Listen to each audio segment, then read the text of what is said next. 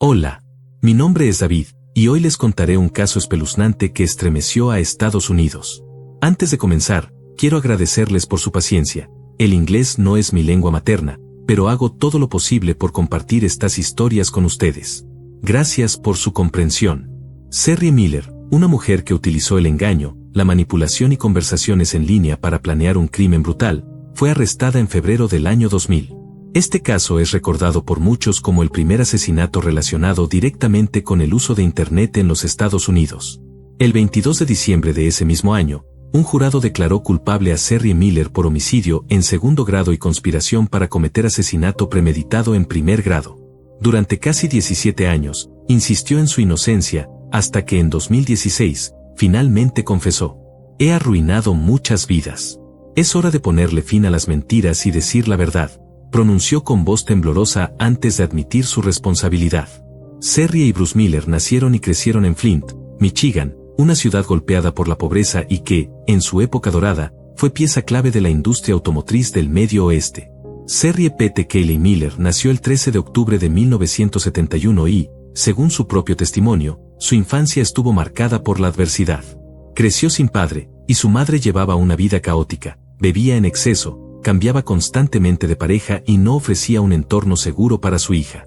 Desde muy pequeña, Sherry vivió en un tráiler, rodeada de los hombres de su madre, algunos de los cuales la maltrataban. Afirmó que sufrió abusos desde los 3 o 4 años. A los 16, quedó sola. Un año más tarde, se casó, quedó embarazada y dio a luz, pero el matrimonio no duró mucho. Sherry volvió a casarse, pero su segunda relación terminó de forma aún más traumática.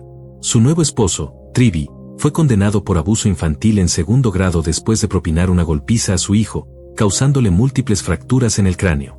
Además, fue juzgado por abusar de su hijastra de 6 años, pero no fue hallado culpable por falta de pruebas. Sherry parecía no tener suerte con los hombres, saltaba de una relación a otra, buscando desesperadamente a alguien que pudiera brindarle estabilidad. A los 26 años, era madre soltera de 3 hijos de diferentes padres. Para sobrevivir, trabajaba en un asilo de ancianos y también vendía cosméticos Mary Kay. A pesar de no tener una belleza de portada de revista, Sherry era una mujer atractiva y con carisma.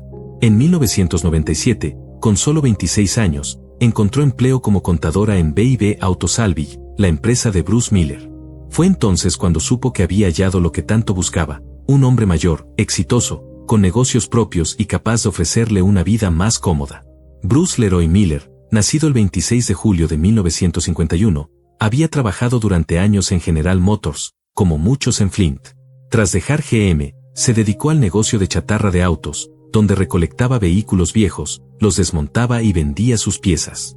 Bruce había casado 3 veces, era aficionado a las carreras de autos, sociable, generoso y de carácter abierto. En un principio, no mostró interés amoroso por Sherry. Solo intentaba ayudar a una madre soltera en apuros.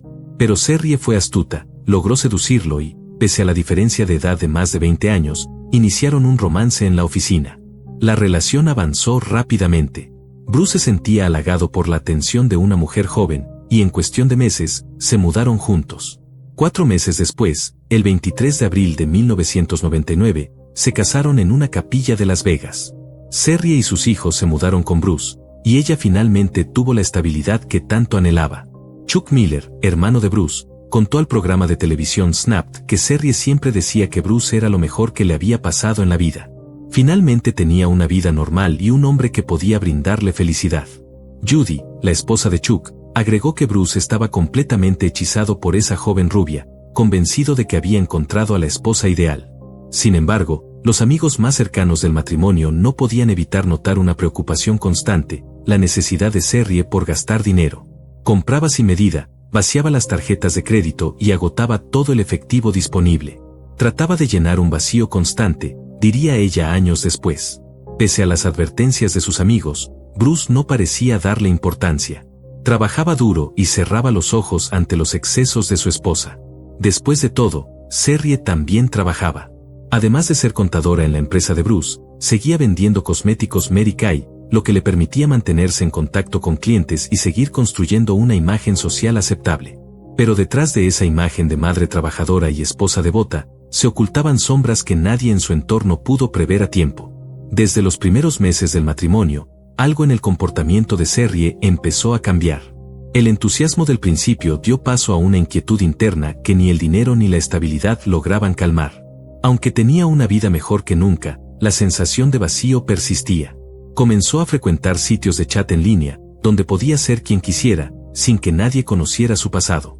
Estos espacios digitales, todavía nuevos y poco regulados en los años 90, se convirtieron en el escenario perfecto para tejer secretos. Mientras Bruce seguía confiando en ella ciegamente, Serrie exploraba nuevas relaciones y fantasías a través de Internet. Las conversaciones virtuales se volvieron un escape, una válvula de presión, pero también un riesgo latente. Nadie imaginaba que de esas charlas digitales surgiría una tragedia que cambiaría sus vidas para siempre.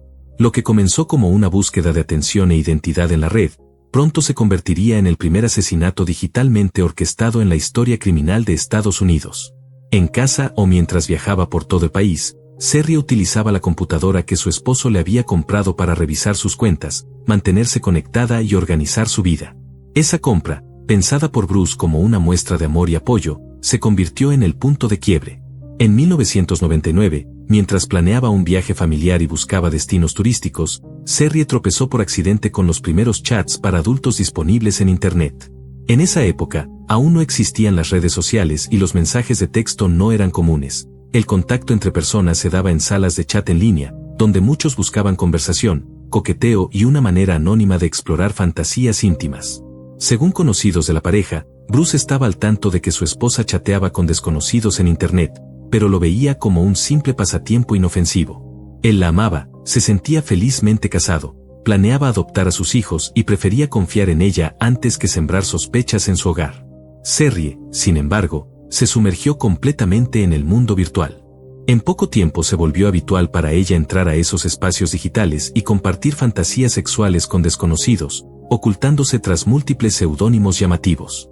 El detective Kevin Sandlian, quien encabezó la investigación del homicidio, reveló durante el juicio que Serrie utilizó al menos 25 identidades distintas en línea. No fue sino hasta el año 2016 que Serrie confesó lo adicta que se había vuelto a la vida virtual. No me levantaba de la computadora. Bruce trabajaba todo el día, entre el negocio y la tienda. Yo pasaba horas flirteando en Internet. Quería tener el control total, dominar obsesivamente a personas que confiaban en mí. Era como un videojuego, cada hombre, cada relación era un nuevo nivel, y cada nivel más difícil que el anterior. Uno de esos hombres fue Jerry Cassidy, conocido en los chats como Reenadudes. Jerry había nacido el 6 de octubre de 1960 en Kansas City, Missouri. Se casó, tuvo un hijo, y compartía con sus hermanos una gran pasión por la caza de venados. Siempre soñó con ser agente del FBI, y logró convertirse en detective de homicidios. Durante su carrera, reportó una irregularidad relacionada con manipulación de registros oficiales. Lejos de ser reconocido por su integridad, fue degradado y finalmente obligado a renunciar tras 9 años de servicio. Aquella decisión ética terminó por destruir su carrera profesional. Tras su caída, Jerry entró en una espiral de depresión, alcohol y consumo de sustancias. Su matrimonio colapsó, pero con el tiempo, logró salir adelante, se mudó a Reno, Nevada, y consiguió trabajo como guardia de seguridad en el casino Arras. En sus ratos libres, se refugiaba en los mismos chats que Serrie frecuentaba. Fue ahí donde se conocieron. Empezaron a intercambiar mensajes subidos de tono y, en julio de 1999, finalmente se vieron en persona en Reno, durante una supuesta convención de Mary Kay a la que Serrie asistió acompañada por una amiga. Lo que comenzó como una relación virtual, se transformó rápidamente en un vínculo físico y emocional. Jerry creyó que estaba iniciando un nuevo capítulo en su vida. Serrie le dijo que era una empresaria rica, casada con un hombre discapacitado, y que solo buscaba aventuras sexuales sin compromiso. Jerry le creyó. Su amiga y colega, Carol Slaughter, contaría más adelante que Serrie apareció justo cuando Jerry estaba en su punto más bajo. Acababa de perder su matrimonio, no tenía amigos en su nueva ciudad, y estaba emocionalmente vulnerable. Jerry se enamoró perdidamente, y llegó a decirle a Carol que Serrie hacía absolutamente todo en la cama. Durante los meses de verano y otoño, Serrie siguió viajando a Reno con la excusa de trabajar con Mary Kay, pero su verdadero propósito era encontrarse con Jerry. Cuando no podían verse en persona, mantenían el contacto a través de correos electrónicos, mensajes instantáneos y hasta videos íntimos. La relación fue escalando tanto, que incluso cambiaron sus nombres de usuario, llamándose mutuamente el tonto de Serrie y la tonta de Jerry. Jerry, ex detective, con toda su experiencia en crímenes y engaños, no percibió el peligro que se avecinaba. Cegado por las declaraciones de amor, se dejó envolver por una mujer que ya lo estaba manipulando a fondo. Si Jerry era ingenuo, emocionalmente frágil o simplemente roto, poco importa. Serrie supo cómo atraparlo. Tejió su telaraña con rapidez, hasta lograr convencerlo de que debía matar a su esposo. El cambio en Jerry fue evidente para quienes lo rodeaban. Sus conocidos afirmaban que, desde que apareció esa mujer, Jerry se transformó. Pasaba de estar eufórico y lleno de energía antes de verla, a caer en estados depresivos intensos después de sus encuentros. Ya en septiembre, Serrie le anunció que estaba embarazada de él. Le envió fotos de una prueba de embarazo positiva y también imágenes de su vientre. Jerry, totalmente entregado, creyó cada palabra. Nadie podría haber imaginado que ese amor virtual se convertiría en el catalizador de un crimen calculado y despiadado. En los meses siguientes, mientras Bruce continuaba con su vida ajeno a la traición que se fraguaba tras sus espaldas, Serrie perfeccionaba su doble juego. Cada interacción con Jerry era una oportunidad para fortalecer la ilusión que le vendía, una fantasía donde ambos serían felices juntos, libres de ataduras. Jerry no sabía que estaba siendo usado como una pieza más en un plan mucho más oscuro. Serrie había encontrado al hombre perfecto para ejecutar su crimen, alguien emocionalmente inestable, desesperado por amor, y lo suficientemente vulnerable como para ser manipulado hasta el punto de matar. Serrie afirmó que Bruce había descubierto su supuesto embarazo y, furioso, la golpeó brutalmente, provocándole la pérdida del bebé.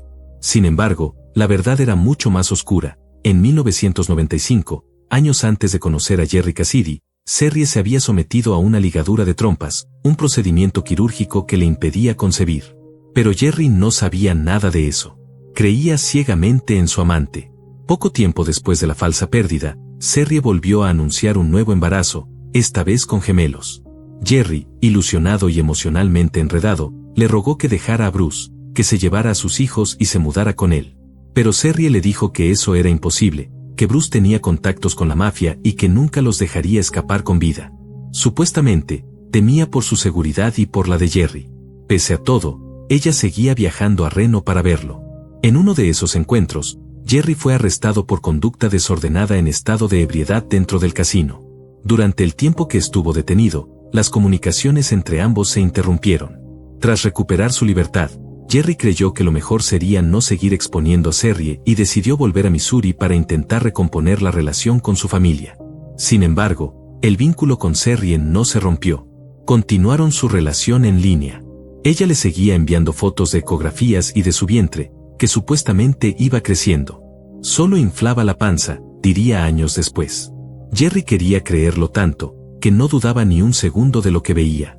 El 5 de noviembre de 1999, Jerry recibió un correo electrónico, supuestamente de Bruce Miller, en el que se decía que ya sabía todo, y que no permitiría que nacieran esos bastardos.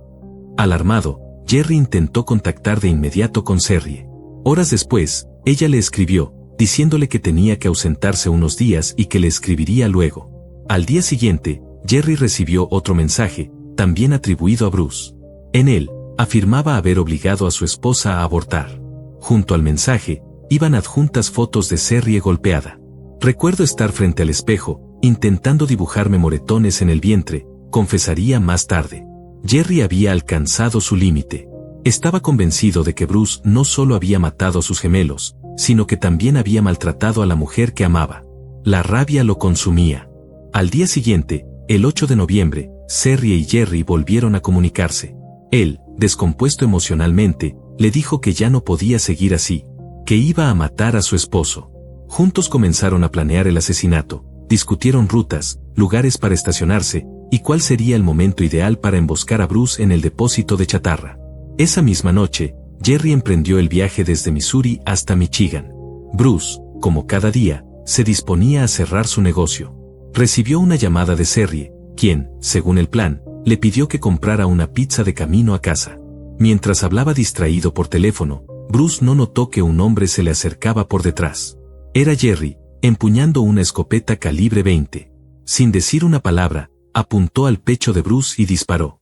Tras cometer el asesinato, Jerry regresó a su casa como si nada. Serrie, por su parte, activó la siguiente fase del plan. Llamó a Chuck, el hermano de Bruce, y le dijo que estaba muy preocupada porque su esposo no había regresado. Le pidió que fuera al depósito para verificar si todo estaba bien. Cuando Chuck llegó, encontró a su hermano tirado en el suelo, sin vida, en medio de un charco de sangre. Había recibido un disparo a quemarropa en el pecho. La escena del crimen fue descubierta rápidamente, pero no había rastros ni pruebas claras que indicaran quién era el asesino. Al principio, los investigadores pensaron que se trataba de un intento fallido de robo. Bruce solía llevar grandes sumas de dinero en efectivo, y su billetera había desaparecido. Uno de los primeros sospechosos fue John Hutchinson, un empleado y amigo de Bruce que recientemente le había pedido prestados 2,000 pesos. La policía lo interrogó, registró su vivienda y confiscó armas. Aunque John negó rotundamente tener algo que ver, no pudo superar la prueba del polígrafo. Aún así, al no encontrar pruebas concluyentes, fue liberado. Se barajaron otras hipótesis, como un asesinato vinculado a la falsificación de números de identificación de vehículos, un delito frecuente en el negocio de autopartes usadas. Sin embargo, ninguna de las líneas de investigación llevó a un resultado concreto, y pronto, el caso fue archivado por falta de pruebas. Mientras tanto, el comportamiento de Serrie comenzaba a llamar la atención. Judy Miller, hermana de Bruce, recordaría más adelante que su cuñada no se comportaba como la típica viuda destrozada por la pérdida. Apenas 2 días después del crimen, mientras los demás familiares apenas podían levantarse del impacto, Serrie mostraba señales preocupantes. Aunque en la escena del crimen había gritado y llorado desconsoladamente, su actitud posterior parecía ensayada, exagerada, incluso falsa. No tardó en recuperar su rutina y mostrarse extrañamente aliviada. Judy notó que había algo que no cuadraba en su manera de llorar a su esposo. A medida que pasaban los días, los rumores empezaron a crecer. ¿Era posible que aquella mujer dulce, madre de familia, hubiera estado detrás del asesinato? Muchos no querían creerlo, pero algo no encajaba. Su supuesta tristeza no se reflejaba en sus acciones. De pronto, los gestos que antes eran vistos como nerviosismo por la pérdida, comenzaron a parecer señales de manipulación y cálculo. El círculo más cercano de Bruce empezaba a sospechar que su muerte no había sido un simple crimen al azar. Detrás de esa tragedia, podía haber una historia mucho más turbia, tejida con mentiras, seducción y un plan meticuloso para eliminarlo. Su participación en el asesinato de su esposo. A pesar de las pruebas, juró que no había tenido nada que ver con el crimen. Pero sus actos la traicionaban. Tan solo días después del asesinato de Bruce Miller, mientras aún se celebraban los funerales y los familiares buscaban respuestas, Serrie fue vista bailando en un bar en Otisville, Michigan. No parecía una viuda desconsolada, por el contrario, se mostraba relajada y feliz. 2 semanas más tarde, ya tenía un nuevo novio. No era Jerry Cassidy, el hombre que había matado por ella, sino un repartidor local llamado Jeff Foster. Su plan se había cumplido. Era como si hubiese superado otro nivel en su retorcido videojuego personal, y Jerry ya no le servía. Jerry, por su parte, esperaba que después del asesinato, Serrie comenzara una vida junto a él. Había cruzado la línea por amor, convencido de que lo hacía para protegerla. Pero no obtuvo nada. Ella comenzó a ignorarlo, a distanciarse, hasta que, un mes después del crimen, metió a su nuevo novio en la casa donde antes vivía con Bruce. Rompió todo contacto con Jerry, dejándolo devastado. Fue probablemente en ese momento que Jerry entendió lo que realmente había hecho. Había asesinado a un hombre inocente. La culpa lo invadió. El amante se transformó en investigador, y empezó a atar cabos que antes había preferido ignorar. Las mentiras de Serrie quedaban expuestas una a una. 3 meses más tarde, el 11 de febrero del año 2000, Jerry Cassidy se quitó la vida en su apartamento en Odessa, Missouri. Usó un rifle calibre .22. Su cuerpo fue encontrado sentado en una silla, con una Biblia abierta sobre sus piernas. La página estaba marcada en Mateo 5, no matarás. Y cualquiera que mate, será culpable de juicio. Su madre declararía días después, él se juzgó a sí mismo. Se declaró culpable. Y se ejecutó solo. Mientras su familia limpiaba el apartamento, descubrieron un maletín escondido bajo la cama. Dentro había 3 cartas de suicidio y un sobre adherido a la parte exterior. Jerry buscaba una forma de dejar su verdad escrita, un último intento por contar su versión de los hechos. En sus cartas, confesaba haber asesinado a Bruce Miller. Explicaba que, en el momento del crimen, realmente creía que Bruce había abusado de Serrie y que había provocado la muerte de sus supuestos hijos. Se sentía engañado, manipulado y destruido. Fui un tonto, escribió. Pero ahora todos sabrán la verdad. Ella quería el dinero y deshacerse de su esposo. Lo logró, pero aprenderá que no se puede jugar con la gente así. Todo eran mentiras. Eran juegos de serie. A ella no le importaba a quien dañaba. Para respaldar sus palabras, Jerry adjuntó impresiones de mensajes instantáneos con serie, donde entre escenas sexuales y fantasías, ella le daba instrucciones detalladas sobre cómo encontrar el depósito de chatarra, dónde estacionarse para no ser visto y cuál era el momento ideal para atacar. Los abogados de la familia Cassidy se pusieron en contacto con la oficina del sheriff del condado de GC y entregaron la información. El 22 de febrero del año 2000, la policía arrestó a Serrie Miller en el aeropuerto, justo cuando bajaba del avión junto a su novio Jeff Foster. Irónicamente, regresaban de un viaje a Reno. Fue acusada de asesinato en segundo grado y de conspiración para cometer asesinato. Los fiscales estaban convencidos. Serrie había manipulado a su amante para que asesinara a su esposo, valiéndose de mentiras y de su habilidad para seducir. A pesar del maletín lleno de evidencias, ella siguió proclamando su inocencia. El 12 de diciembre del 2000 comenzó el juicio contra Serrie Miller en el estado de Michigan. El caso captó la atención nacional por lo inusual, un crimen nacido del Internet, algo que en ese momento parecía increíble. Durante el juicio, la fiscalía presentó miles de mensajes entre Serrie y Jerry, revelando las constantes mentiras de la acusada. Nunca fue abusada. Nunca estuvo embarazada. La ligadura de trompas que se había realizado años antes lo hacía imposible. Para los fiscales, el motivo era claro. Serrie quería quedarse con el dinero de Bruce. Sabía que un divorcio no le daría lo suficiente, así que optó por eliminarlo. Pero la defensa presentó otra versión. Alegaron que, tras la muerte de Bruce, Serrie no recibió una gran herencia. De hecho, su situación económica siguió siendo modesta.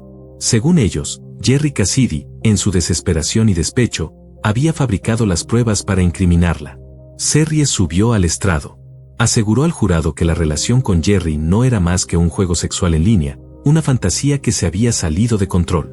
Dijo que había mentido sobre el embarazo para ayudarlo a salir de su depresión, y sobre el abuso, para que la dejara tranquila. Pero insistió con firmeza, no había planeado el asesinato de Bruce. Detrás de cada declaración, sin embargo, estaban los mensajes, los planes trazados, las pruebas de que Jerry no actuó solo ni por impulso. El caso dejó una marca profunda en la opinión pública, no solo por su dramatismo, sino por el contexto, un crimen nacido de la ilusión digital, donde la mentira y la seducción virtual desembocaron en sangre y muerte. Durante el juicio, los abogados de Serrie intentaron sembrar dudas sobre los mensajes intercambiados entre ella y Jerry Cassidy. Alegaron que, como es policía especializado en homicidios, Jerry tenía la capacidad y los conocimientos necesarios para falsificar conversaciones con precisión. Según su defensa, todo había sido una venganza bien planeada.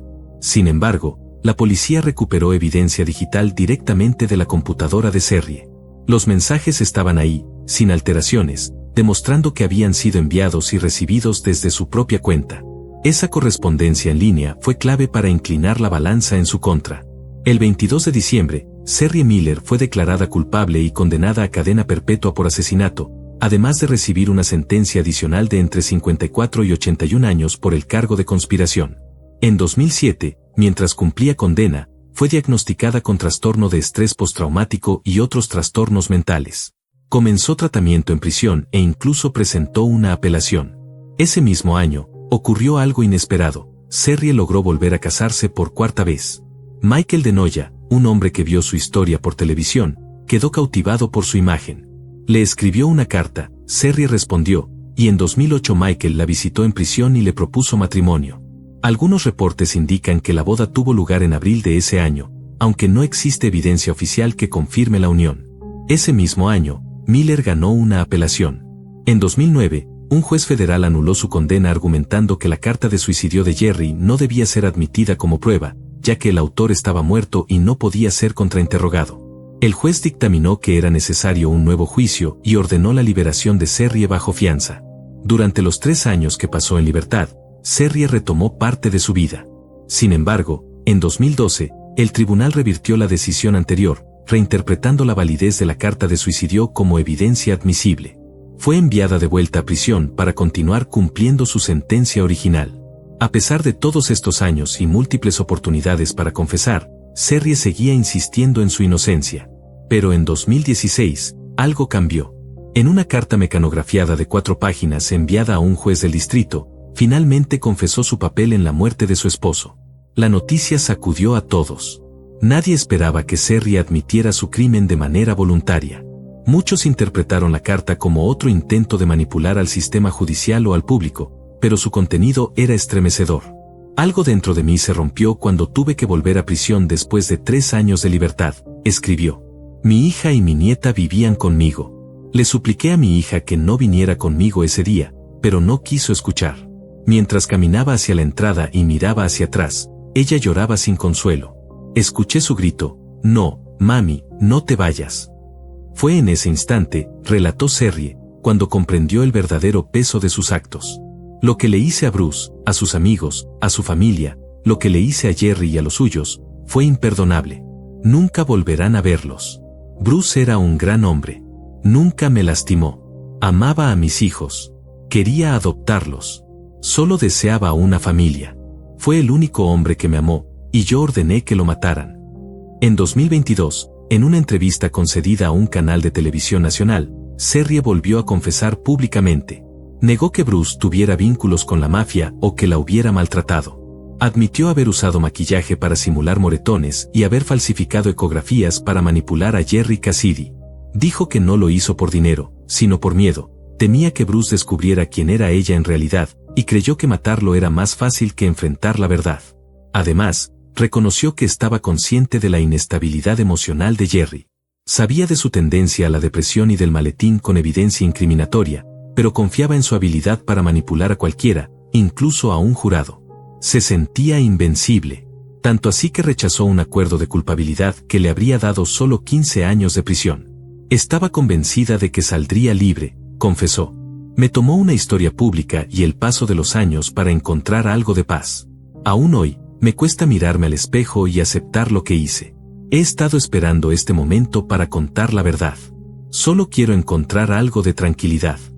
Actualmente, Serrie Miller permanece encarcelada en el complejo correccional femenino de Huron Valley, en Michigan. No es elegible para libertad condicional. Su historia quedó marcada para siempre como una de las primeras tragedias nacidas en la era digital, un crimen construido a base de mentiras, coqueteos virtuales y manipulación emocional, que terminó con 2 hombres muertos y una mujer tras las rejas por el resto de su vida.